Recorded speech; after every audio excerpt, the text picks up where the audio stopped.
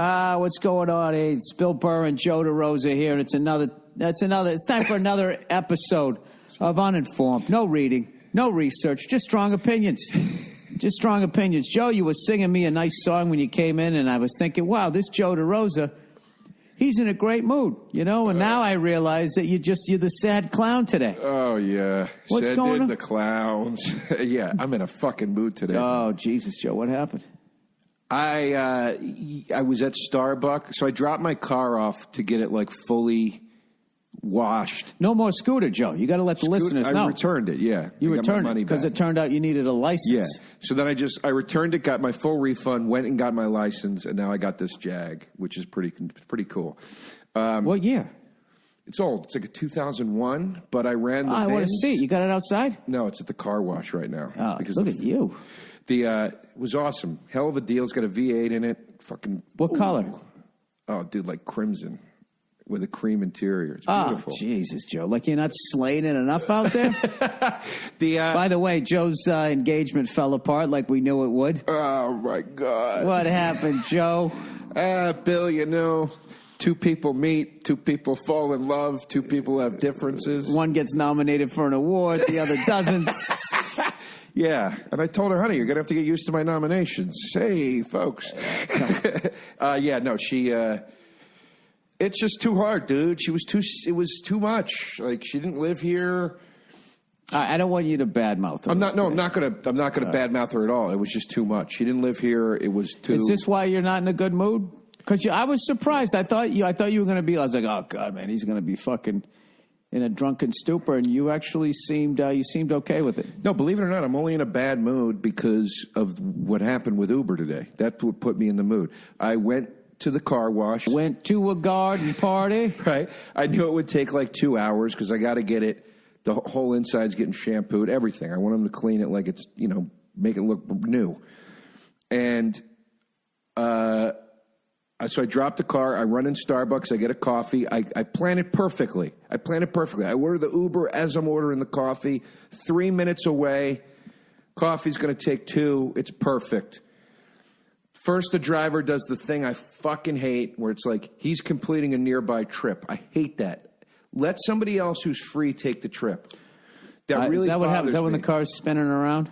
That's what No, it'll say on the screen, he's completing a nearby trip, and it'll have like another stop. Joe, you got to go Uber Black. Right? So Uber African American, excuse me, before I get in trouble here. You got to do it, Joe.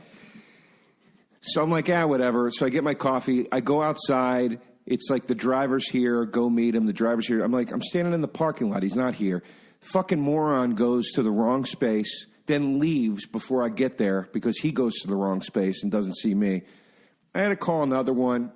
The other guy, as I'm calling the other one, then you texted, my street is blocked off. I was like, God damn it. Yeah. It was just the dominoes were falling. The second guy, I was like, listen, you can't turn on such and such. You got to turn on this street instead. And he's like, yeah, where is that street? They don't know anything. Joe, get a cab driver. They know where all the streets are. You show me where a fucking... You call the number, cab. They show up an hour later, and you're full of fucking coffee, Joey. So, Joe, you said you were... So this is what you're depressed about? We're talking about depression on this episode. I'm not depressed. It put me in a mood. Oh, in a mood. Yesterday I decided... We're going to talk about moods on this episode. Oh, moods. No, yesterday I decided I'm going to go back to therapy, and I started the process of finding one for this reason. I'm like, I shouldn't get this set off from shit like this. This is the shit that sets me off. Is part of your therapy to not fucking point with each digit individually as you complete a sentence? What's going on? I want to learn to start pointing inward. You know what I mean? Going Fred Sanford over there on me. All right, so Joe, I kind of went back to therapy. Yeah. I haven't been since last decade, specifically, or pacifically, as some people like to say. Yeah. For my temper. Okay. My temperament, Joe. I'm a bad dog, Joe. You got to rub my nose in it. So how's it going? It's been going great.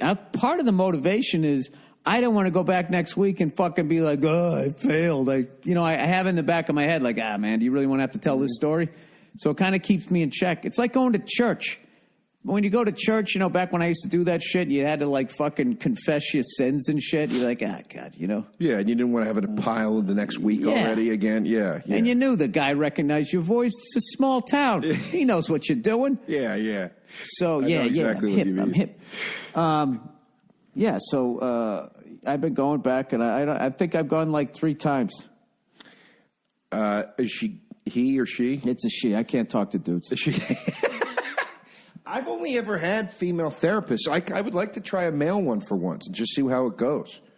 It's weird. It's always females with me, and they're always older women, and it becomes this sort of motherly vibe. Like, Joe, we know your background, okay? You were left on a doorstep. Yeah, okay, yeah. We see what you're trying to they do. sailed me up the river without a care in the world.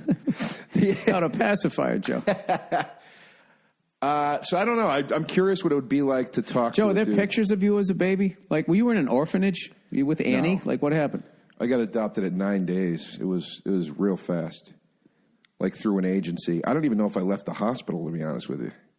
Dude, 9 days, that's a long time to be in there. They usually let you go in a couple of days. If your parents stick around. Well, if your parents leave, you get the 10-day stay. Yeah, yeah, you got the late checkout over there. They move you to that sad room down the hall.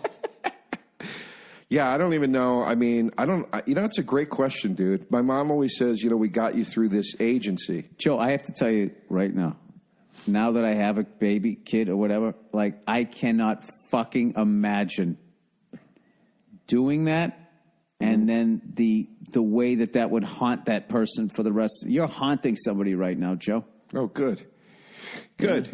I like the sound of that. Oh, yeah? I like to know they still care. I mean, look, but it's a different situation. At this point, at your age, they're probably staring out the window in like a fucking home right now. Maniv used to go, Russ Maniv, look up Russ Maniv, listeners. He's fucking hilarious. But he used to go, DeRosa, do you think your parents knew what a bullet they dodged, giving away a piece of garbage like you? He goes, they're sitting somewhere going, whew. Second they saw that face, second they smacked you on your ass, you're like, who wants it? But it's a different situation. You had a kid on purpose. I mean, if I'd imagine if you're in an utter panic about it, or it was. I know, an utter panic, and you still give it up. That's gonna. I think it haunts the woman more because they actually feel the life. The guy never sees it. My friend just did a surrogate thing. My friends just did surrogates where they had their egg and semen placed into a carrier, and the woman went through the pregnancy and labor and everything, and then gave them the twins. There was twins. That's fucking I was like, crazy. It's like so odd to me. Like, dude, can you imagine if she had to have a fucking C-section? I mean, it's like major fucking. It's like you're in World War I and you got gutted. Well, that's why they pay you, dude. I think you get like $50,000 or something. I mean, it's not. It's not. Do you get extra money for the old C-section? That's a great question, dude. See, this is why we got to start bringing the experts back in. Yeah, we should bring in like a doula or whatever. They would know that, wouldn't they? I don't think a doula has the baby for you. I think a doula helps you after the baby's there. I'm just saying she'd probably know what the ins and outs of this are, though. Oh, you think she runs in those circles? Well, yeah. It's like, I could ask you a thing or two about the art of drama, and I think you could.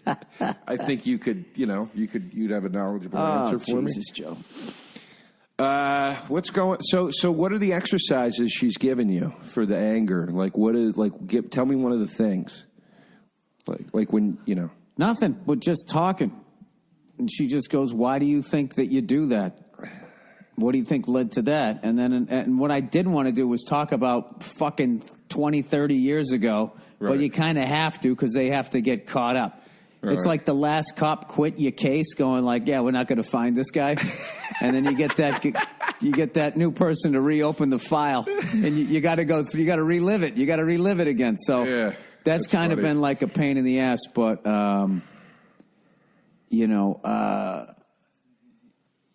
I just kind of, when I start to flip out now, I don't do this anymore. Mm-hmm. I don't do this. I do it on the podcast now, so I don't get like fucking ridiculously heated over nothing. Unless I'm just fucking around being funny, then I do it that way. But I don't want to like legit get pissed. Not saying that won't happen, everybody. No. That's it. You heard it here first. Never again. Heard it first. Never again. Never again. No, it's tough, dude. We're both guys with tempers. It's a very hard thing to. I don't think you have one the way I do. I don't think people are afraid of you when they get mad. It's when you get mad. I think there might have been a time I've gotten incredibly self-conscious about it and really toned it down. Oh, you did? Yeah. But I mean, I don't know. It's funny. I was out on a date one time and I was bitching about like the way somebody parked because it was fucking up my parking. Mm-hmm. And I'm spinning I'm doing a lap around the block, and I'm just going, this motherfucker, these fucking people, I swear to fucking, First date, second date? Like third. And I turned to her and I go, Jesus, I'm really sorry. I shouldn't be this worked up. And she's like, I like it. I was like, ooh, all right. Boy. Oh, boy. Oh, geez, Yeah, this guy's got a temper. He's going to go out in the world, take what he wants. But I had another lady I dated. Marin used to laugh at this story really hard about, it was like the first thing I ever told him that made us be like, oh, okay, I get you. Right. About I bought a pair I was on a date. It was like our sixth date or something. It was like when I was about to get serious. And I bought a pair of sneakers in Union Square in New York. Mm-hmm. And as I was buying them, I go, what's the return policy on these? Just in case, whatever. And as the lady's handing me the receipt for the credit card, she's like, there are no returns. And I'm like, whoa, wait a minute. I don't even try these things on. I'm just, I'm like, there's got to be a return policy. She's like, there are none. And I go, where's the sign? She points to the left. It's, it's this big. It's the size of a fucking index card. You can't see it. Oh, boy. So I start going off. And I'm like, how can you tell me that is a legitimate sign for people? Dude, I really lost my fucking shit. That is a recipe card. Yeah. And I go outside and I'm not even conscious that or cognizant that this is not appropriate to be doing in front of a date. This is years ago. And I go outside and I'm like, can you believe that shit to the date? And she goes, yeah, I can't do this. She said that? Yeah, and that was it. That was the end. Man, God bless her. I wish I was that fucking strong. Yeah, that was the end of it. That's fucking awesome. Yeah. I know you're on the bad end of that story, but yeah. What did you say? I mean, that would make me really look at myself like, it what? It did. That was the beginning of I don't want to say that was the moment of whatever. Dude, her parents should, fuck that. Her dad should get a fucking award for that. Yeah, it was a good one. She was just like, yeah, I can't do this. This is too stressful. I'm not doing it. That's awesome. And I was like, wow. That person is my fucking hero. The amount of shit that I've stayed in. Dude, that's another thing, too. Is because I grew up with I grew up in the generation, hey, you sit down, you shut the fuck up. But I don't like it. I don't give a shit. You're going to learn to like it, Yeah. So then what that makes you feel is that you can't express yourself and you have no fucking option. So then you get in there and then you just start reliving the amount of times that I've been walking around the house. I'll tell you right now, I ain't fucking doing this. They don't know what the fuck I'm dealing with. And Neil would just be like, Bill, just call them up and say that time doesn't work for you. Yeah, because I'll tell you right now, Bill. I just want to keep going in it, and it's just it's he is like great at it. It's fucking dude. It's crazy. She's I'm a great fucking crazy person. Yeah, Nia has pulled me aside before and been like, okay, we need to talk. Now that is not okay. Yeah. Yep. She has she gets teacherly. Yeah, how do you think she got that way, Joe? Huh? You know how easy a case you are compared to me? Yeah, dude, but she said, yeah, I can't do. I love that person. And then, of course, the next week I'm on stage telling the story. And I'm like, oh, it's funny when I'm on stage. What do you mean? Because because she kept seeing you? Wait, no. No. Oh, good. She wasn't there. I just mean the next week I was on stage telling that story. And the thing I was saying in the bit about it was I met her through comedy and she thought I was funny on stage. And I'm like, oh, it's real fucking funny when I'm up here doing it. Where do you think it comes from, sweetheart? Because all my bits were they should teach teenagers before they start dating.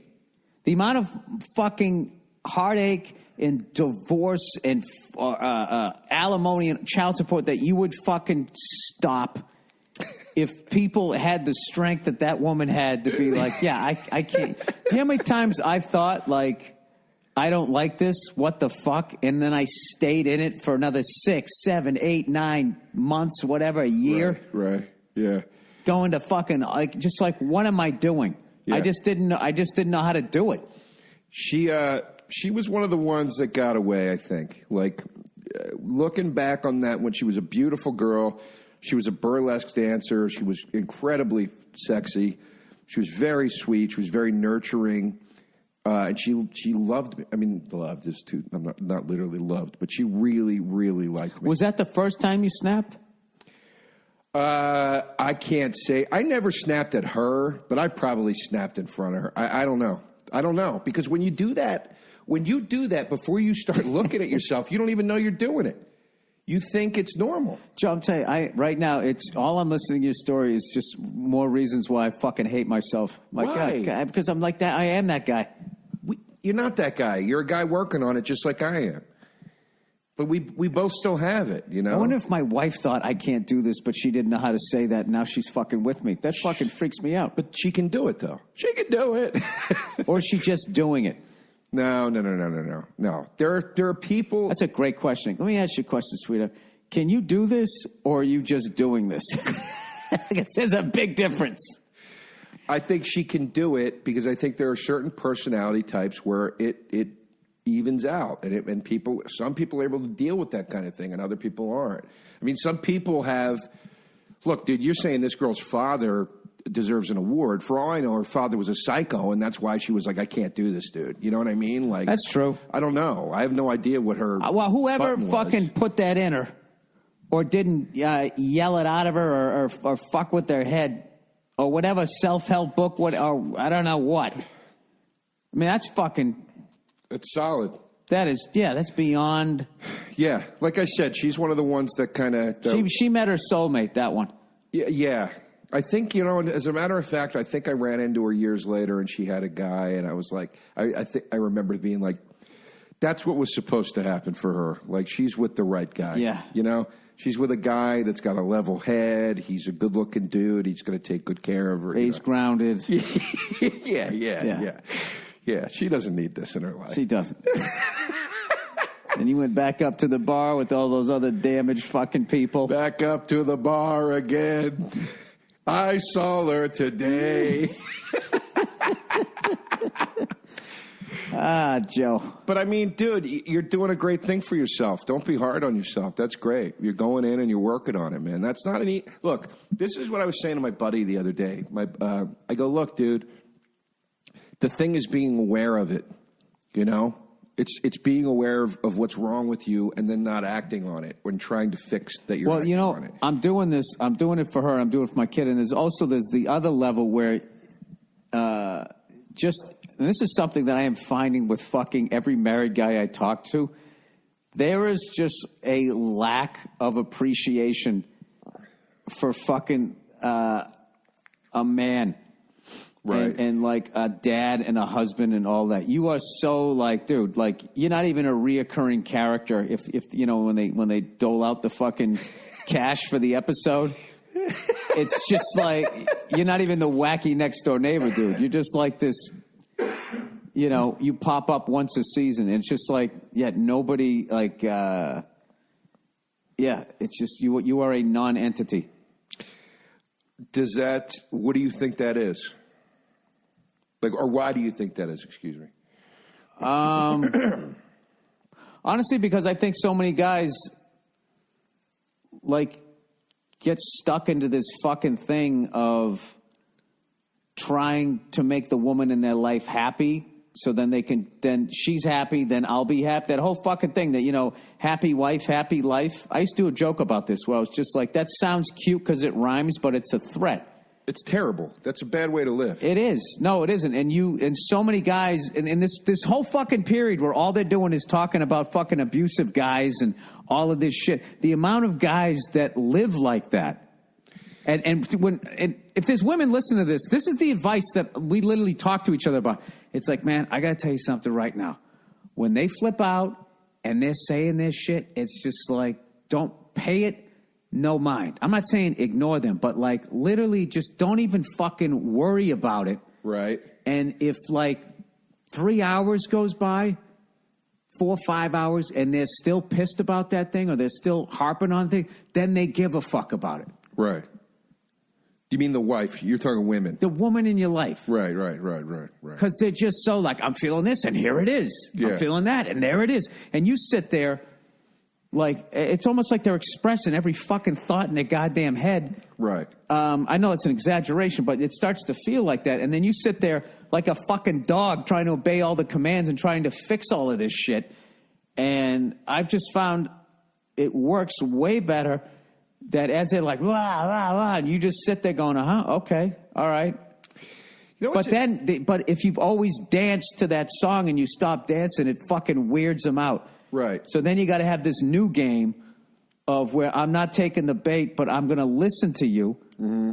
So you feel that I'm listening to you, and I'm telling you, it's like, and I'm not shitting on women here. It's just the way they're wired and the way we're wired. Joe, it's great fodder for your stand-up act if you ever want to compare the two. No, I was talking to somebody the other night, just like about like just certain aspects of being a dad and being a father. It's just like, yes. Right. Yes, it's exactly how I feel, and that is not expressed anywhere. And if it is, it's all somehow along the way, it all became like, if you weren't just saying that the woman is a queen and oh my God, they graces and a happy Mother's Day to all the moms out there and all of this fucking shit. If you don't do that, then you're somehow like misogynistic. Mm-hmm. It's fucked, and it's not good for somebody. Well, to do that. Yeah, it's bad too because I mean, look, that's what's so tough about right now is there's a real awareness about gender equality, as there should be. But the reason these things exist, the over exaggeration or over celebratory nature of Mother's Day and all that shit, that's a form of pandering. You know? Yeah, they're just making money because they know how the game's played. So it's like that's why they show all those stupid engagement ring shit during the fucking football game because they know she's already pissed that you're sitting there watching the game. They know what they're doing, and they know guys are wired to be like, just give her this thing. That'll shut her the fuck up. That'll make her happy, and then my life will be fucking easy again. Right.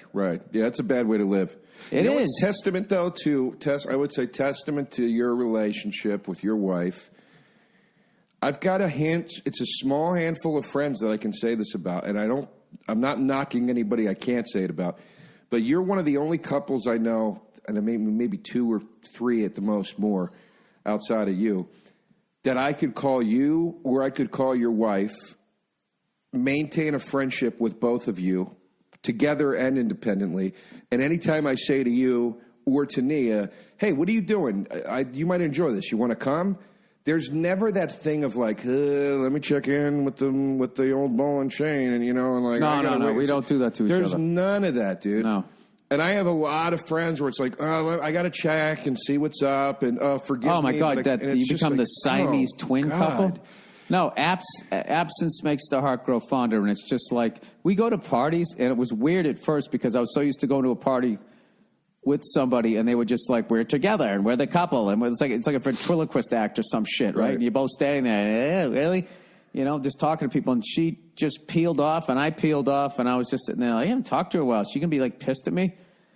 Okay, man, good, I'm having a good time, blah, blah, blah. All right, I'm going to do another lap. And then we get out of there, and then we just talk about what we did.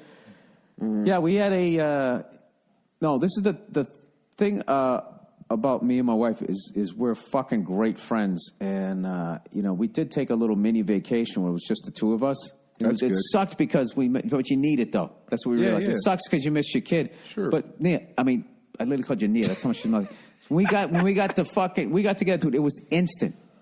We got to the room immediately. We're laughing, we're joking around, and we had the best fucking time. And then the second we came back, there was, okay, who's going to handle this? Okay, she's crying, and blah, blah, blah.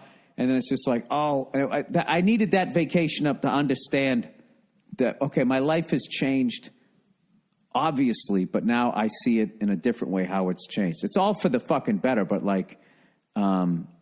it's definitely an adjustment.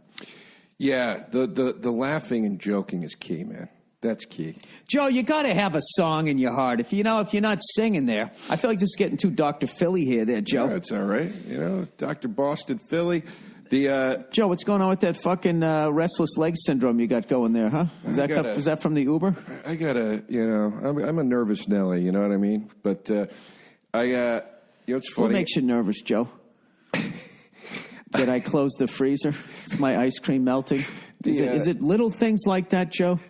Do you have the weight of the world on your shoulders, Joe? Oh, yeah. Do you think about the penguins? You'll think this is funny. I was talking to Bonnie McFarlane one time about like dating and stuff, and I go, yeah, I'm dating this person. I go, is this petty? I go, I don't think she doesn't make me laugh. Like, I don't find the shit she says funny.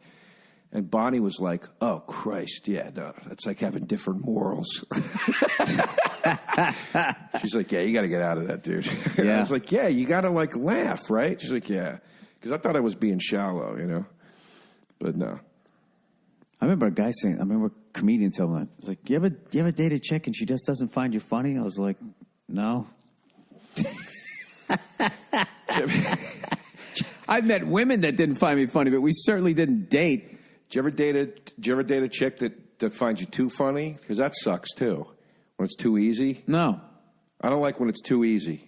No, because I would see that in 2 seconds and I wouldn't go out with them. Joe, you see a pair of tits, man, you go in. Hey, go in. They know my weakness, Is that your thing? Are you a titty guy? I'm more of an ass guy the older I get. I'm an ass man. He's morphed into an ass man. Remember that Seinfeld? He's the ass man. It was the rabbi. Do you remember that? No, but you remind me of a character on Seinfeld. Which one? No, just like just in general. Yeah, just that whole the reasons for breaking up with people, and I mean, you had a George Costanza moment where you flip out and the woman's like, I can't do this, and then you had a Jerry moment where she's, I don't find her funny. She's got a weird laugh, and then you're out. I mean, that's just like now all you need to do is doing a bad Elaine dance. I relate to it so much. There's that episode where he's like, Seinfeld's like, what are we doing? We date these women. We find these reasons to just dump them. We're children. We're not men. I was like, oh, my God. It was really resonating with me. Yeah, but they were kind of smart people that knew what they wanted, I also thought. I think there's an aspect of it to that, of that to it, I mean, it's Or maybe that dramatic knife cut too close to the bone, Joe. Yeah, Bill, you never know. They say comedy comes from truth. You know that? Joe, where are you going to be? Where can the fine folks see you and your restless leg syndrome? What are these posts? Joe, you ever think your real parents accidentally went to one of your shows one time and had no idea who the fuck you were? Maybe. Be like, I don't know. There was something about that guy. I just wanted to leave the second he took the stage. Like shopping the tickets. You do think about shit like that sometimes. I mean, the fact that it's a possibility is crazy. The amount that you travel, Joe. The amount of planes that you've been on. It's entirely possible. Not likely, but possible. All right, let me ask you this. What do you think is a higher probability? That you shared the same subway car when you lived in New York with a serial killer, or at some point you have been within 3 miles of your actual parents and never knew it? Oh, the latter. Parents? The latter, yeah. There's a lot of serial killers, Joe. Because they told, dude, when I got adopted, they told my parents the hospital I was born in, and it was like right there. I probably lived. You grew up right down the street. I probably lived like 15 miles from these people for a long time and didn't even know it. Wait a minute. I got to look up the amount of serial. I'm going to handicap this right now, Joe. That's fucking nuts. Yeah, it's crazy, dude. It's crazy. I knew a guy who, like, his mom finally told him who his dad was, and he lived like 3 blocks over. And he never went and said hello to him. Really? No shit. Yeah, so the dad growing up probably saw the kid. Man, you know what? That's one of the few things that makes me feel like I'm normal. Is that someone could do that, and I'm just like, I could never do that. No, I would be excited. I watch, like, fucking war movies and shit like that. It's like, yeah, I could probably do. If I could just do it to the first person, I could probably do that. I would be excited, right? Do you know? All right. How many serial killers? This is going to put me on a list. active. Here it comes. Here comes the list. Active serial killers are there. All right. According to research by psychology professor Mike Amond at Radford University in Virginia, there are likely about 30 active serial killers operating in the United States as of 2015. Serial killers peaked in the 80s. I didn't know it was a fad. They did, though, didn't they? That was a big decade. I feel like from 75 to like 93, you got that's Dahmer, that's Zodiac, that, you know what I mean? Like, you're hitting a lot of fucking. Joe, have you ever looked up something like maybe I want to buy this, and then it's just like they start stalking you with the ad? Yeah, it's terrible. I looked up this fucking Patriots jacket, this satin starter one on Mitchell and Ness, and these fucking assholes. I mean, it's been 3 months. It's just like. Yeah, it sucks. I don't know. Just hit him for another month. I'm telling you, he's going to pull the trigger. What's crazy, too, is I'll look up something on eBay to buy, and then I'll go to Google it, and the Google will immediately pull up what I was just looking at on eBay. Like, as the first. That's fucked up, dude. They're following you, Joe. Anyway, you asked, my plug is my other podcast. We'll See You in Hell on the Starburns Audio Network. That's what I would like to plug today. Oh, Jesus, Joe. Are we like starting businesses that compete against our own businesses doing these podcasts? No, they're two different things. It's two completely That's different movie entities. podcast for movie fans. This right, is Joe. about two queens. Joe, may the force be with you. All right. This has been another wonderful episode of Uninformed. Thank you guys for listening, and we'll catch you on the next one.